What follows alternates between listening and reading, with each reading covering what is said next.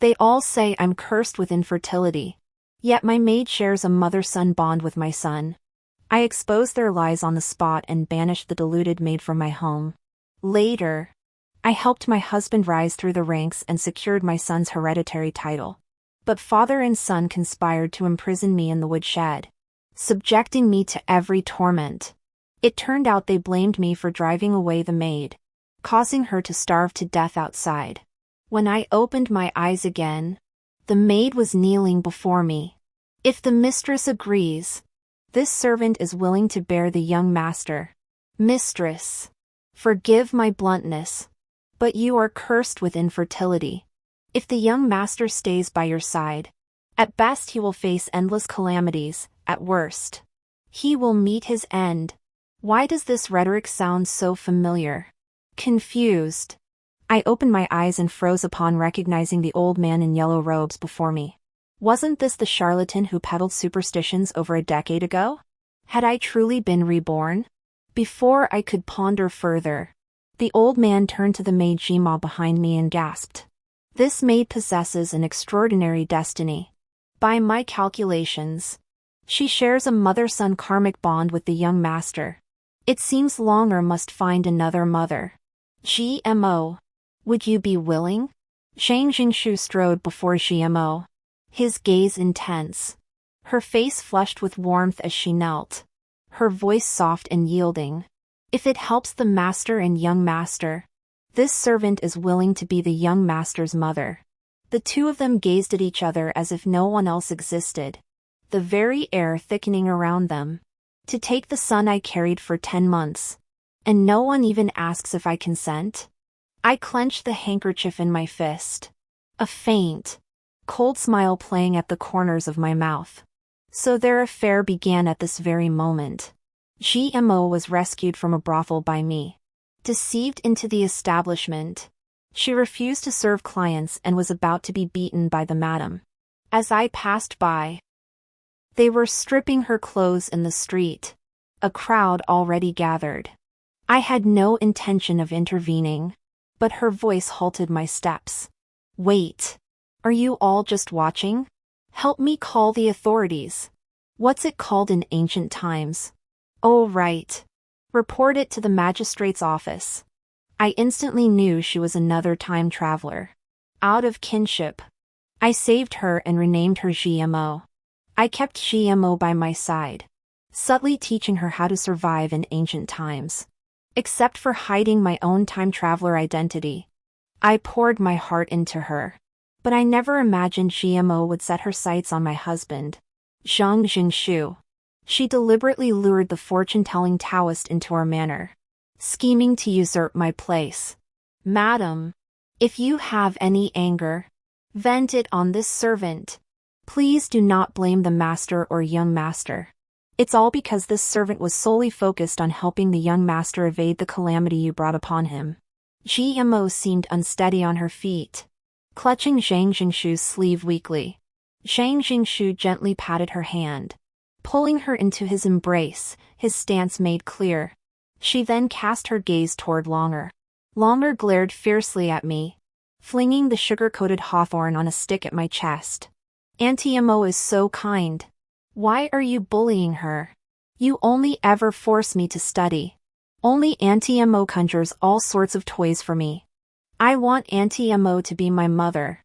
GMO wept with emotion, her face radiant with joy. Our Longer has grown up, he knows how to protect Auntie Mo now. But Longer, please don't quarrel with the mistress. It's all my fault, I was so focused on protecting you that I neglected her feelings. Her words emboldened Longer, implying his actions were justified. Longer grew even more agitated, snatching up a teapot nearby and hurling it at me. I dodged to the side, and the hot liquid splashed directly onto the face of Zhang Jingshu standing behind me. Unfortunately, it was only herbal tea, enough to make him look rather bedraggled. But not enough to kill him. Before Zhang Jingshu could erupt, I spoke first. When did I ever say I disagreed?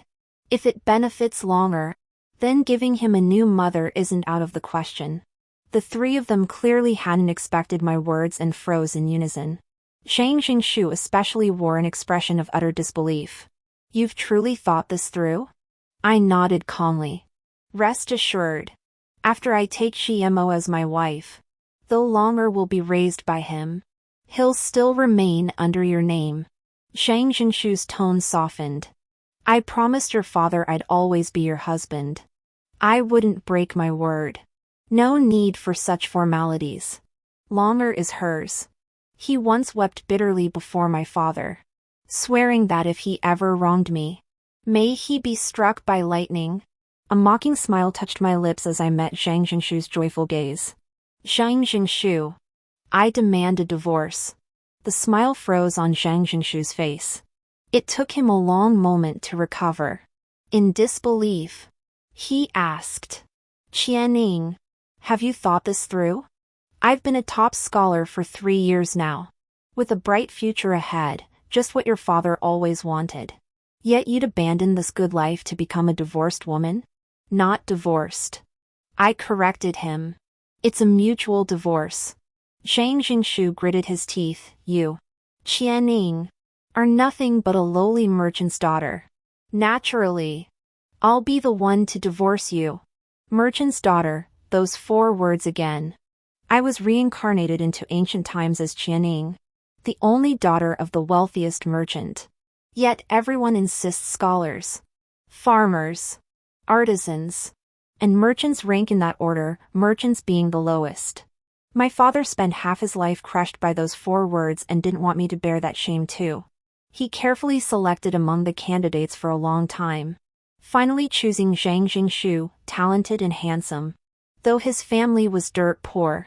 On our wedding day, Shang Jingshu lifted my veil, his eyes brimming with awe. He held my hand, his gaze intense. Inger, I, Shang Jingshu, shall pass the Imperial examinations. This life, I will never betray you. The day he passed, I'd never seen my father so joyful. He opened a century-old jar of daughter's red wine, drinking until he danced wildly, laughing until tears streamed down his face. Wonderful! Now my Inger will be a noble's wife, and our children will be sons of officials. No one will ever dare call my daughter lowly again. I didn't want to disappoint my father. So even when I knew Shang Jingshu's heart had changed, I tried my hardest to be a good wife to him. In my past life, I exposed the Taoist's lies with just a few words and banished the unfaithful GMO from the estate, leaving her to fend for herself. Shang Jingshu and I endured a cold war for several days before he finally promised never to take a concubine. Yet I couldn't intervene when he kept his mistress. Longer threw tantrums for ages, even bursting into hysterical sobs whenever he saw me. It took several private talks between Shang Jingshu and him before Longer's emotions finally settled. Life returned to its rhythm. I diligently managed the household affairs, maintained external relationships, and helped Shang Jingshu sort through his thoughts during his political setbacks. Shang Jingshu eventually became the Minister of Personnel and was even granted the title of Earl. Though he never took a concubine these years, he brought home several illegitimate children, some of whom proved exceptionally gifted. Amidst the open and covert struggles within the inner quarters, I ultimately secured the title for Longer. Yet on the day of his investiture, he ordered servants to bind me and throw me into the woodshed. As I lay near death, gnawed by vermin, I heard Longer's voice, gritted with fury. You reap what you sow. If not for you, that venomous woman, driving away Aunt Mo, how could she have starved to death? Since he'd hated me for this for a lifetime, this time, I wouldn't have him either. I kicked over Shang Jingshu's writing desk. Shang Jingshu, either you agree to divorce me today, or tomorrow the palace will issue an imperial decree ordering our separation. Shang Jingshu's face turned deathly pale as he seemed to grasp something. In the end, he did as I wished and stamped his seal on the divorce papers. My aunt had been in the palace for over a decade and was now the emperor's most favored consort. Were it not for her merchant background, the empress's position would surely be hers. If my aunt had asked the emperor, he would undoubtedly have issued an edict for our divorce, inevitably affecting Zhang Jingshu's official career. Better to resolve this privately behind closed doors, minimizing the impact. Zhang Jingshu snorted coldly. Qianing, I'll be damned if anyone wants a lowly merchant's daughter like you after me. Since our ties are severed, you may leave today. Should we meet again, we shall be strangers. I ignored him, my gaze sweeping the courtyard as I weighed my options. Zhang Jingshu, I shall take my dowry with me. You despise merchants. Yet why do you live in my house, wear my jewels, and use my furniture? All these were bought by lowly merchants, don't let them tarnish your noble character. When I married Zhang Jingshu, his home was bare. Every item in this mansion was purchased with my dowry. He uses my things while constantly proclaiming merchants to be the lowest of the low. Isn't that like a prostitute erecting a memorial arch? With a wave of my hand, the servants began moving the items on their own. Longer blocked the doorway but was shoved aside. Watching the servants reach for the jade qilin bestowed by the emperor, Longer cried out in panic. This was given to me by the emperor. Touch it and I'll chop off your hands. To be precise, that jade qilin was actually a gift from my aunt to Longer. When I took Longer to the palace to see her, my aunt, loving him as she did, showed him many splendid things. This jade qilin was the most exquisite among them, and Longer often flaunted it to his friends. But now, since Longer had chosen another as his mother, he was no longer worthy of this jade unicorn. GMO also grew frantic, rushing over to help Longer wrestle it back. This belongs to Longer. You bandits. Let go. In the struggle, the jade unicorn flew out of their grasp, shattering into a crack. I nodded to the servants, never mind. Continue moving. Veins bulged on Zhang Jingshu's face as he struggled to suppress his rage. Qianing, look at yourself now, crude, brutal, petty. How are you any different from a shrew? Truly, a sparrow disguised as a phoenix remains a sparrow. You and your merchant father share the same base. Vulgar nature. I must have been blind. I swung my arm wide and slapped him across the face, instantly swelling the delicate features of his scholar's face. Zhang Jingshu, without my father, you'd have starved to death long ago. You don't even understand basic gratitude. What kind of official are you? What kind of ruler? Longer, however, proved a devoted son. Seeing his father struck, he lunged at me but was kicked aside. Longer, his face twisted with hatred, Zhang Jingshu, seething with shame and rage, and the affected GMO. My gaze swept over each of them. Finally, I said calmly, Zhang Jingshu, without the Chen family, you are nothing. In a month, I'll come to claim the estate. Zhang Jingshu always believed our Chen family had struck gold by climbing onto his coattails as the top scholar. Is being a top scholar such a rare thing? They produce one every 3 years. He'd been in the Hanlin Academy for so long, yet never wondered why. Among so many academicians, the crucial promotions always landed on him. He didn't know that over the years, I'd spent a fortune greasing palms to smooth his path to power. At this family's longevity banquet, that family's wedding feast, only the most precious gifts could make these aristocratic clans acknowledge Zhang Jingshu, a lowly official with no real backing, pulling strings when necessary. Take the Grand Tutor's birthday banquet in 3 days. For instance, in the past, I'd present rare calligraphy worth a fortune to win the Grand Tutor's favor, so he'd be willing to promote Zhang Jingshu. Now, I'm actually curious what gift Zhang Jingshu will present to the Grand Tutor, and what scheme will GMO concoct for him. 3 days later, I reclined in my fox fur rocking chair, sipping fragrant tea unique to the western regions. Maidservants then gathered around, chattering and laughing. Miss, the Grand Tutor's residence had a colossal farce today. Some foolish official actually arrived empty-handed. Do you know what he said? Her little face turned serious. though she couldn't suppress her laughter as she mimicked him with perfect imitation. The Grand Tutor has always shown great favor to this humble official. Today, I specially prepared a grand gift. She flung her sleeves wide. And this official has nothing to offer but empty sleeves. The maidservants burst into raucous laughter. Rumor has it the Grand Tutor's face darkened instantly, and he ordered the servants to throw the man out. I laughed along.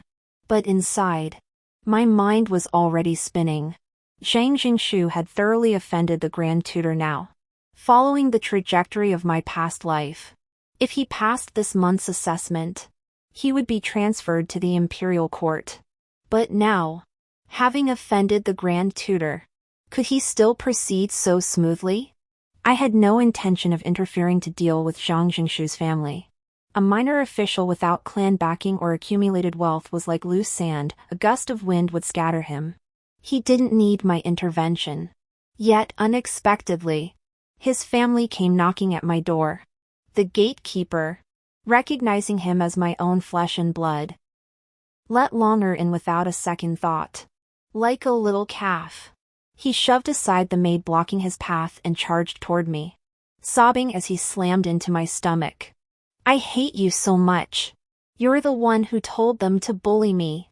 I froze for a moment, but as I snapped out of it, I kicked him away. I demanded coldly, "Who let them in?" A voice drifted closer from beyond the courtyard. "Qianing, how heartless you are. You ruined Longer like this. And now you abandon him?"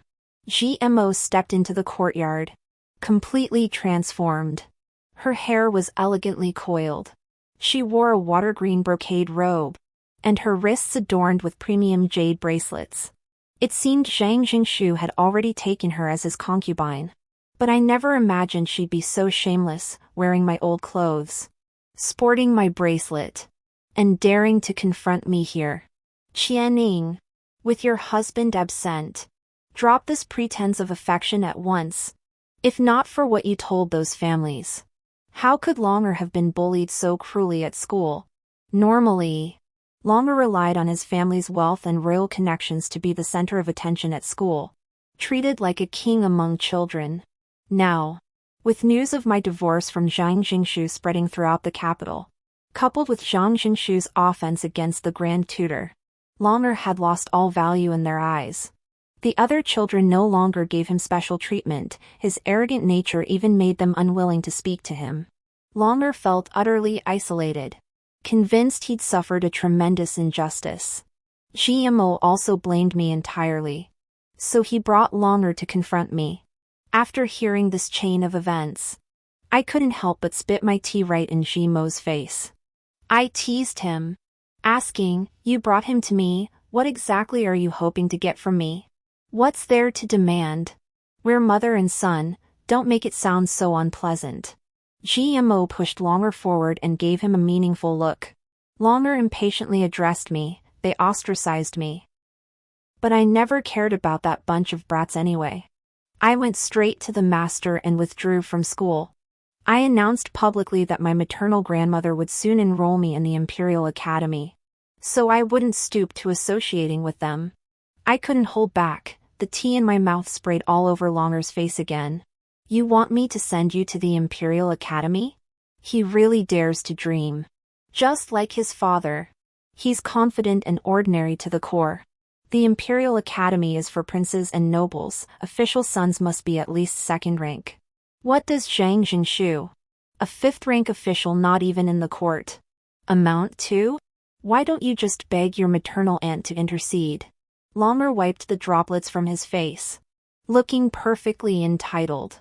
"Even if father disowns you, I'm still willing to give you, his mother, another chance." GMO also put on this act of caring for me. "Qianing, Longer is your only child. Won't the vast Chen family estate eventually fall into his hands? The more you consider Longer now, the more he'll bring honor to the Chen name when he succeeds later." Well said. You've almost swayed me. Not true. The Chen family hasn't sunk so low as to need a concubine's child for an heir. With a wave of my hand, 4 children were brought in from outside. Boys and girls lined up in a row, calling me mother in unison. Each was carefully selected from the orphanage, bright-minded and pure-hearted. I clothed them in fine silk and satin, hired the finest tutors, and prepared them to become the next generation of leaders for the Chen family. As for Longer, a child who takes a maid as his mother, he and his father are both worthless. I dismissed him with a puff. That day, Longer returned home weeping, swearing a bitter oath never to acknowledge me again. I saw him off expressionless, then replaced the Chen residence's gatekeeper. Now the entire Chen household is as secure as a fortress. There's absolutely no chance Zhang Jinshu's family will be admitted. And all my old clothes and jewelry? Bring them back to me. They won't get their hands on them. Just when the whole capital was waiting to see them fail, fortune unexpectedly smiled on them.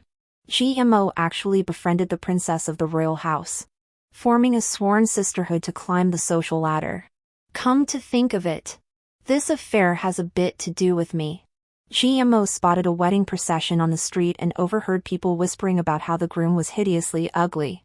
Yet he'd married a stunning beauty, a most peculiar match. Upon inquiry, he learned the groom was merely an accountant from our Chen family, and the bride had been bought with a hefty dowry.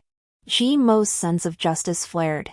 He publicly intercepted the wedding sedan chair, denouncing the groom as a bully abusing his position to forcibly take a commoner's daughter. He declared that marriage should be an equal union, that parental arrangements held no weight, and that no ugly duckling deserved to marry a swan. As both sides faced off, Princess Ronghua of the Prince of Jian's mansion arrived with a group of sword-wielding guards, surrounding the wedding procession. She praised GMO's righteous act, and the two instantly bonded. They tossed the bride onto a carriage heading out of the city and broke the ugly groom's legs right there on the street, staging a dramatic rescue of the damsel in distress. Later, they publicly swore sisterhood, each hailing the other as a remarkable woman daring to defy unjust conventions. The accountant, humiliated on his wedding day, couldn't bear it. He returned home and drank poison, but neighbors rescued him in time. I visited the accountant and learned the full story from his neighbors. It turned out the bride was a local girl raised in the neighborhood. Her father, burdened by gambling debts, intended to sell her to a brothel.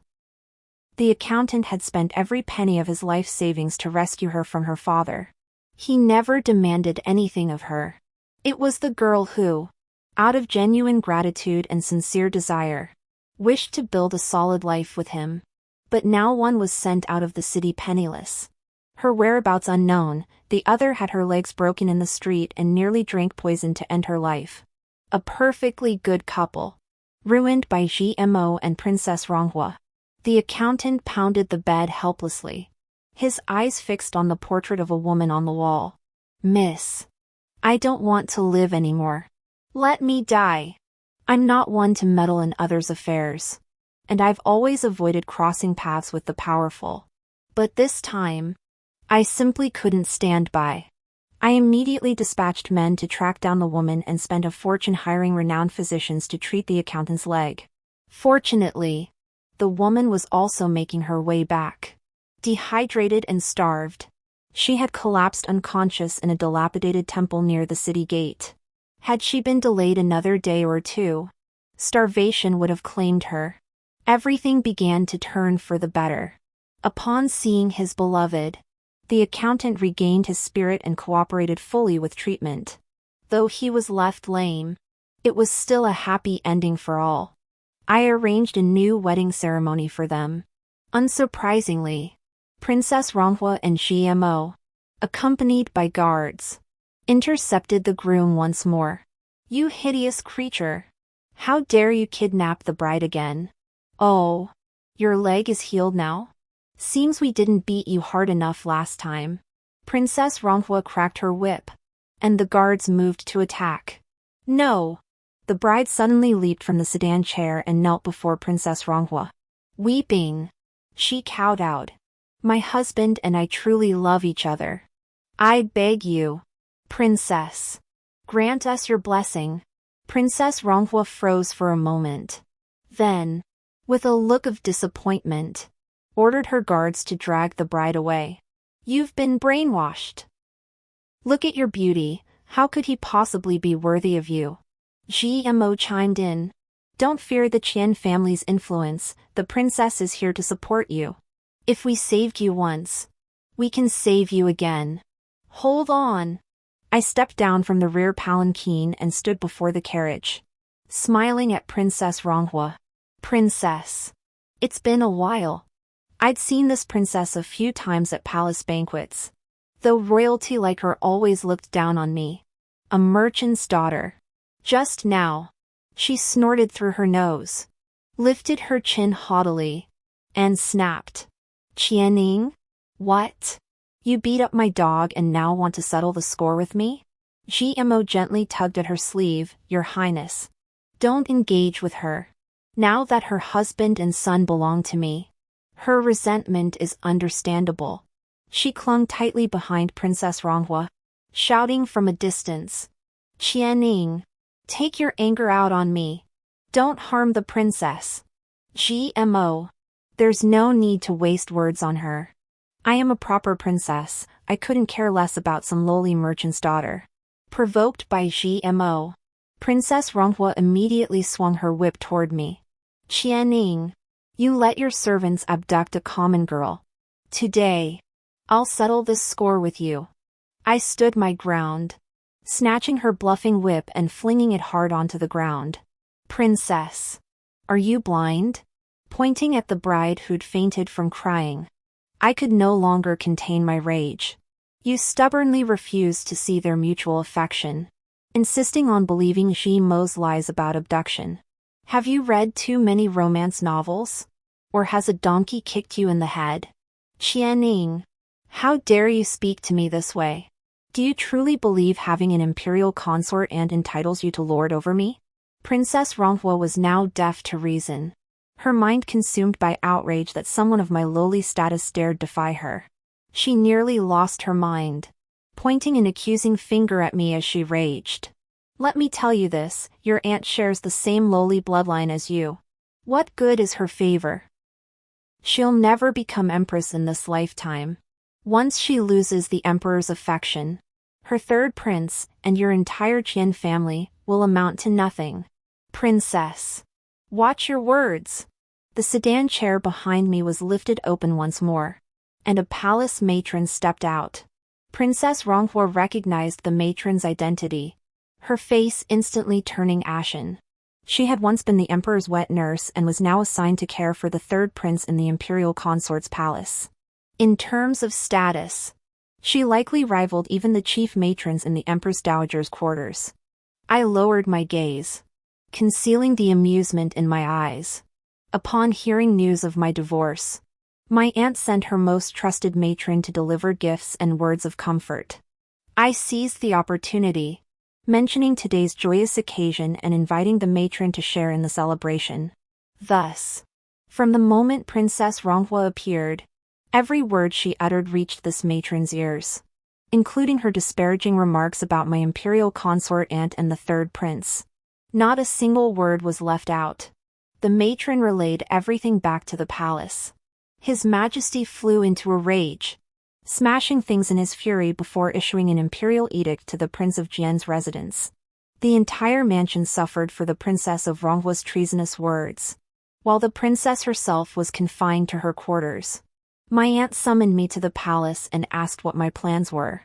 I motioned for her to dismiss the palace attendants. Only when we were alone did I speak. Aunt, I said, I believe Princess Ronghua was right. A monarch's affection is fickle. To protect the Chen family and secure your position, we need something tangible.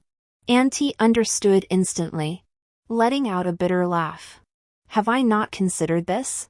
But Jierer, like you and me, carries the blood of merchants. He can never inherit the throne. Nothing is impossible. If Jierer proves so exceptional that His Majesty sees only him, then it shall be so.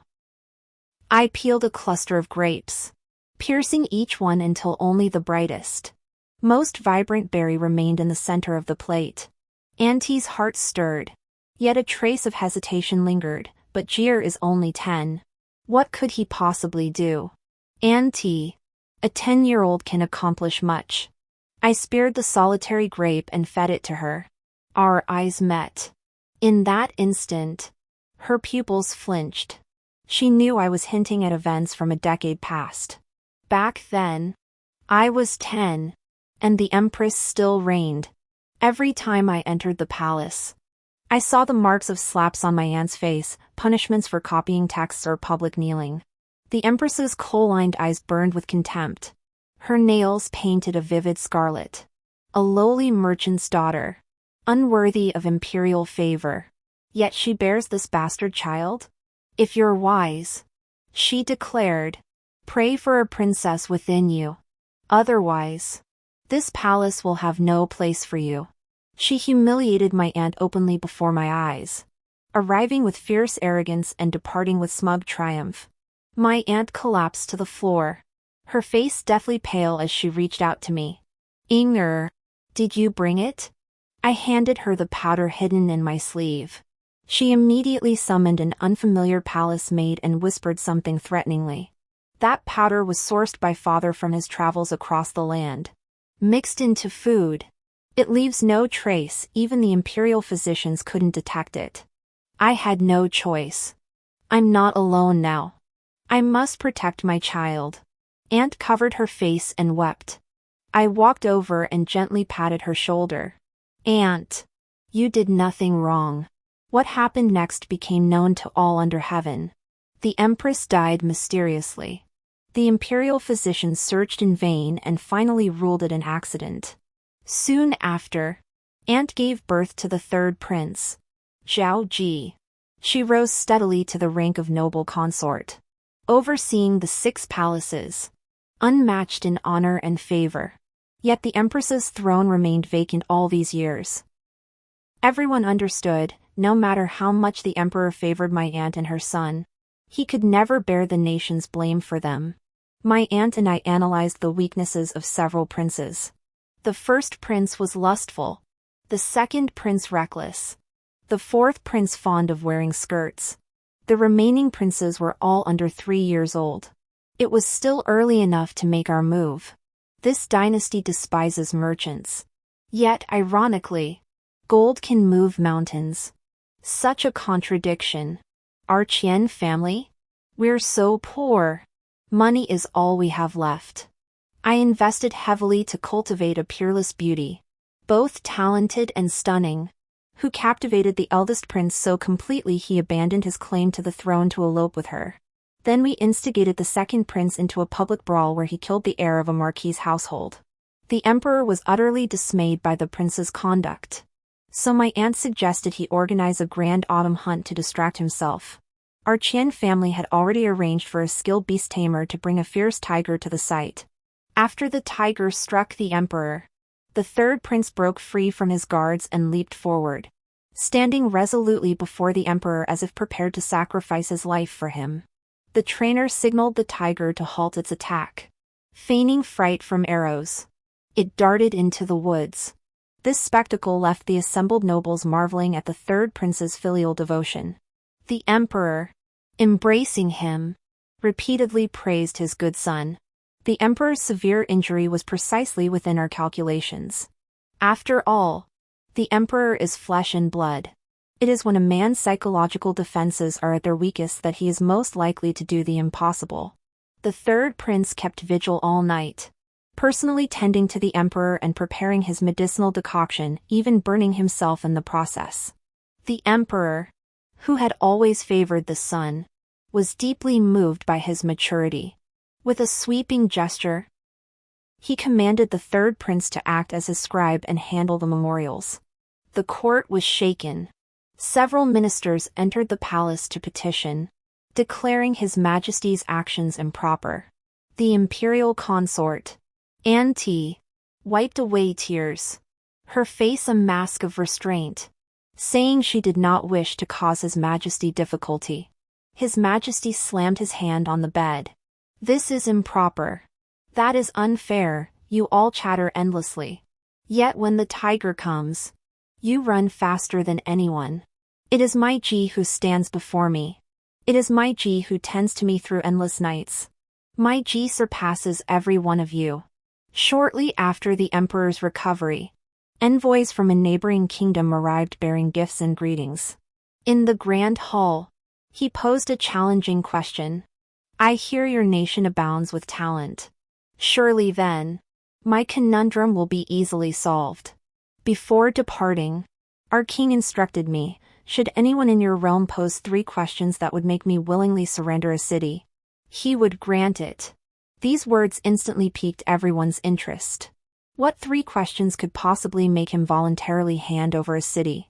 Success would mean gaining a city without a fight, failure would mean public humiliation and a stain on national dignity. Several stepped forward, eager to prove themselves, only to be thoroughly humiliated. His Majesty's expression darkened, his knuckles turning white as he gripped his wine cup. The envoy wore a smug smile, certain no one could answer his questions. Who would have thought your nation, so proud of its greatness, would prove so lacking? Father, I wish to try.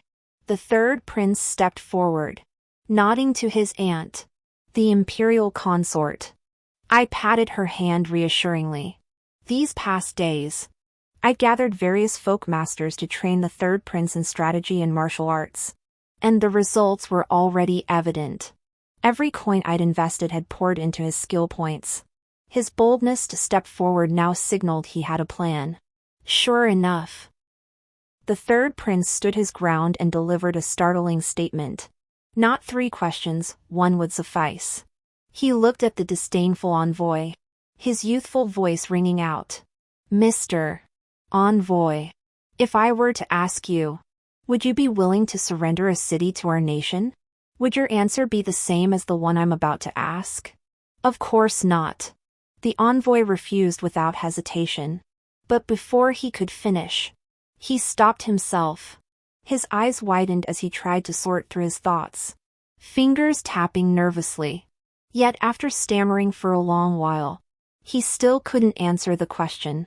Finally, he could only shake his head with a sigh and kneel on the ground. Many at the banquet couldn't figure it out either, unconsciously tracing answers on the table with fingers dipped in wine stains. His Majesty didn't understand either, but he took delight in seeing the envoy flustered. He raised an eyebrow, struggling to contain his excitement. Envoy, does the city you promised still stand? The envoy's body trembled slightly as he presented a jade token with both hands. This had been prepared by our king before our departure. Preparing it was one thing, actually handing it over was quite another. Who could have imagined that the foreign emperor's scheme to humiliate our nation would actually net us a city for free? The emperor was overjoyed, praising the third prince for another great achievement. Seizing the moment, he proclaimed the third prince as crown prince. He even created a special imperial merchant position for the Chen family, summoning my father to join the imperial household department. This move silenced the minister's murmurs about the crown prince. Even after receiving the imperial decree, Auntie still tugged at my sleeve in bewilderment. What was the real meaning behind that question? Jir asked. I smiled and explained that question could never have a negative answer. From the moment Jir asked it, the envoy had already lost. I didn't explain the alligator paradox to Auntie, I'll leave that for her to ponder later. After all, Jir is now the designated heir, sent to the imperial study for education and training. She should have plenty of free time. As for me, the Chen family has just been granted the imperial title of royal merchant. There are many matters requiring handover and management. After leaving the palace, those high-ranking noble families who never gave the Chen family a second glance before began sending courtesy cards in droves. Being granted an official title as a merchant, this is an excellent beginning. More policies supporting merchants will depend on Jir's gradual reforms after his ascension. Caught up in these affairs these past 6 months, I'd completely forgotten to reclaim Zhang Jingshu's family residence. Good thing Zhang Jingshu always prided himself on his integrity. He'd been squatting in my house this long without so much as a peep. Even from a distance, the carriage could hear the commotion in the courtyard. Where do you think you're running, you worthless woman? Because of you, Longer and I have been reduced to this. You'll die by my hand, even if it's the last thing you do. If it weren't for you, you vile woman, driving away my mother, my uncle would be the crown prince, and my maternal grandfather a court-appointed merchant. I'd have been studying at the Imperial Academy alongside the royal family long ago. How could I have ended up being bullied by that bunch of bastards? The clamor of chickens and dogs, mixed with a woman's wails, erupted once more. Standing at the courtyard gate, I couldn't help but frown. This mansion, once adorned with jewels and finery, now vividly embodied the phrase bare walls and empty rooms. Everything here was bought with my silver. I had it all dismantled and taken back long ago. All that remained were some worn-out pieces of furniture they'd scavenged, barely making do. Mother! Shang Jingshu and his son's cloudy eyes lit up simultaneously at my sight. Mother! Have you come to take me to the Chen residence? Longer scampered over, reaching for my embrace, but I sidestepped him. He pointed tearfully at the hole in his sleeve. Mother! I've made a mistake. Please take me away.